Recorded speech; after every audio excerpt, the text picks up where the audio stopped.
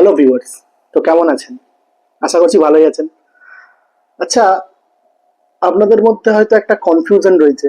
আমি বেশ কিছুদিন ধরে সোশ্যাল মিডিয়াতে দেখছি 50 থেকে 60 হাজার টাকা বাজেট, তার মধ্যে 50 মেগাপিক্সেলওয়ালা ফোন নেবো না 200 মেগাপিক্সেলওয়ালা একটা অন্য ব্র্যান্ডের ফোন নেবো। এটা একটা খুব চর্চার বিষয় হয়ে গেছে এখন সময় দাঁড়িয়ে। দেখুন, আমি মনে করি আপনার বা প্রত্যেকটা মানুষেরই খুব মাথার ঘাম পায়ে ফেলে অর্জন করা টাকা দিয়ে আমরা একটা শখের স্মার্টফোন কিনি। তো সেই স্মার্টফোনটা যখন আমরা কিনবো তখন আমাদের সব দিকটাকেই বিচার বিবেচনা করে পারচেস করা দরকার। তো সেই কারণে আমি আজকে এই ভিডিওটা বানানোর জন্য এসেছি। এটা না কোনো ব্র্যান্ড প্রমোশন, না কোনো প্রোডাক্ট রিভিউ। আমি শুধু কিছু কথা, কিছু ডাউট আপনাদের ক্লিয়ার করব, যার মধ্যে আপনারা খুব ভালোভাবে বুঝতে পারবেন যে একটা পার্টিকুলার বাজেট সেগমেন্টে 50 মেগাপিক্সেলওয়ালা ফোন নেবেন না একটা 200 মেগাপিক্সেলওয়ালা ফোন নেবেন। ঠিক আছে, চলুন এই ভিডিওটা দেখার পর আশা করছি আপনাদের মধ্যে আর কোনো ডাউট থাকবে না। তো বেশি দেরি না করে শুরু করা যাক আজকের এই ভিডিও। আচ্ছা, এক দাম, দুটি আলাদা আলাদা ফোন, দুটোর মধ্যে দুরকম ক্যামেরা, একটাই 50 মেগাপিক্সেল, একটা 200 মেগাপিক্সেল। তাহলে আপনার জন্য কোনটা পারফেক্ট, চলুন জানা যাক। প্রথমেই যদি আমরা ধরি মেগাপিক্সেল কি জিনিস। মেগাপিক্সেল হলো একটি ছবির মধ্যে কতগুলি সেল বা বিন্দু রয়েছে বা ডট রয়েছে সেইটি মাপার একক। 1 মেগাপিক্সেল সমান 10 লাখ পিক্সেল। সেরকম অনুযায়ী 50 মেগাপিক্সেল যদি কোনো ক্যামেরায় থাকে তার সমান হবে 50 মিলিয়ন পিক্সেল। আর যদি কোনো ক্যামেরাতে 200 মেগাপিক্সেল থাকে ক্যামেরা, তাহলে তার পিক্সেল হবে 200 মিলিয়ন পিক্সেল। তো সেই কারণে যত পিক্সেলের সংখ্যা বেশি থাকবে ছবিতে আমরা ডিটেলস বেশি পাবো। চলুন এবারে জানা যাক এর বাস্তবে লাভ কি। ধরুন আপনি কোথাও দাঁড়িয়ে একটা ছবি তুলছেন দূর থেকে, কোনো একটা বস্তুর বা কোনো একটা লেখার বা কোনো একটা মানুষের বা একটা গ্রুপের।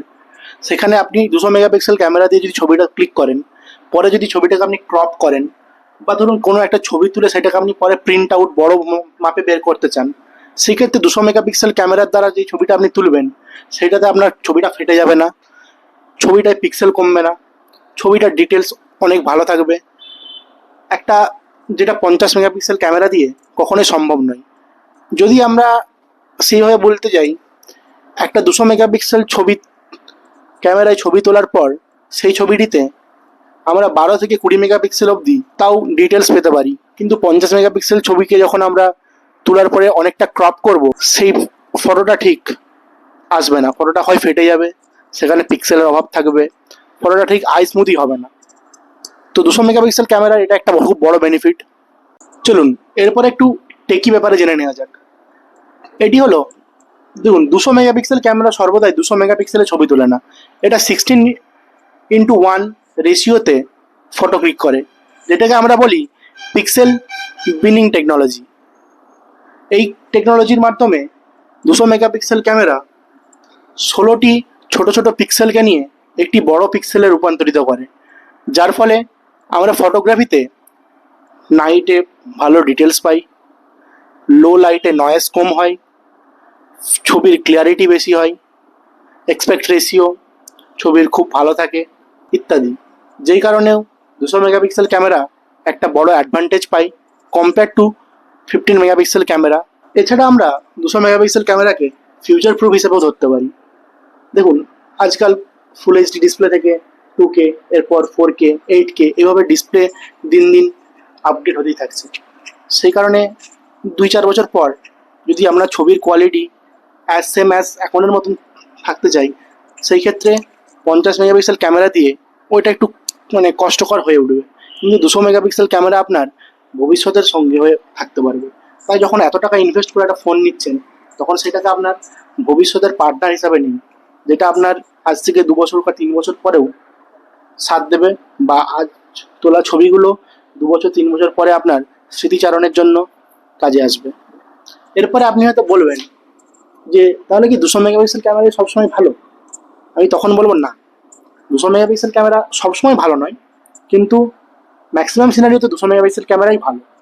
মেগাপিক্সেল সাইজ সবসময় বড় হলেই ছবি ভালো হবে এমনটা নয়। একটা ছবি ভালো তোলার জন্যে বা একটা ছবি ভালো হওয়ার জন্য বা একটা ফোনের ক্যামেরা ভালো হওয়ার জন্য মেগাপিক্সেলের থেকেও জরুরি হয় সেন্সার সাইজ, ছবির প্রসেসিং, এআই বা এইচডিআর, নাইট মোড অপটিমাইজেশন। তবে যদি কোনো ফোনের ক্ষেত্রে বা কোনো 50 মেগাপিক্সেল ক্যামেরার ক্ষেত্রে সেন্সার সাইজ বড় হয় বা ধরুন তার অ্যাপারচারটা খুব সুন্দর হয় বা একটু ভালো অ্যাপারচার হয়, সেক্ষেত্রে 200 মেগাপিক্সেল ক্যামেরার থেকেও 50 মেগাপিক্সেল ক্যামেরাতে ভালো ছবি আসবে। চলুন এবার ধরে নেওয়া যাক একই বাজেটে 50 মেগাপিক্সেল, এদিকে 200 মেগাপিক্সেল, দুটি ফোন, দুটি ফোনের একই সেন্সার সাইজ আছে। ধরুন সেন্সার সাইজটা হলো 1/1.56 ইঞ্চ। সেই ক্ষেত্রে কোন ক্যামেরাটার কোয়ালিটি ভালো হবে বলে আপনার মনে হয়? হ্যাঁ, অবশ্যই 200 মেগাপিক্সেল ক্যামেরাটারই কোয়ালিটি ভালো হবে। কারণ কি, 200 মেগাপিক্সেলে আপনি পাবেন much more details, much more dynamic range, এবং আপনার নাইট ফটোগ্রাফির জন্য এটা ভালো হবে। কারণ কি, একই সেন্সারে আমি 50 মেগাপিক্সেলে ইনভেস্ট করবো কেন, যখন 200 মেগাপিক্সেল আমার জন্য একটা স্মার্ট থিঙ্কিং, একটা স্মার্ট পারচেস এবং একটা লং টার্ম ইনভেস্টমেন্ট, একটা লং টার্মের জন্য ভালো পারচেস। তাহলে এবার আমরা ফাইনাল কনক্লুশনে পৌঁছাই। 50 থেকে 60 হাজার টাকার একটা প্রাইস ব্যাকেট, সেইখানে আপনার তাহলে কোনটা স্মার্ট বাই হবে? অবশ্যই 200 মেগাপিক্সেল ক্যামেরা। দেখুন 50 মেগাপিক্সেল ক্যামেরা কিন্তু ভালো, কিন্তু 200 মেগাপিক্সেল আপনার জন্য হবে ফিউচার প্রুফ, আপনার স্মার্ট ইনভেস্টমেন্ট। এছাড়াও 200 মেগাপিক্সেল ক্যামেরার বেনিফিট হিসেবে আপনি পাচ্ছেন ভালো ফটো ক্লিয়ারিটি, ভালো নাইট ফটোগ্রাফি, ফটো ডিটেলস বেশি ইত্যাদি। দেখুন আপনার টাকা সবসময় স্মার্টভাবে ইনভেস্ট করুন।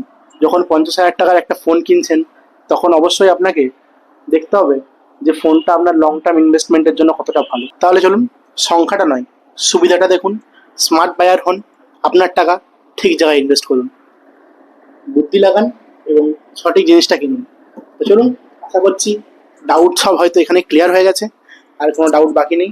যদি কোনো ডাউট থাকে, নিচে কমেন্ট সেকশন খোলা রয়েছে, কমেন্ট করবেন, আমি চেষ্টা করব আমার জ্ঞান অনুযায়ী আপনার সমস্ত ডাউট ক্লিয়ার করে দেওয়ার। Bye bye.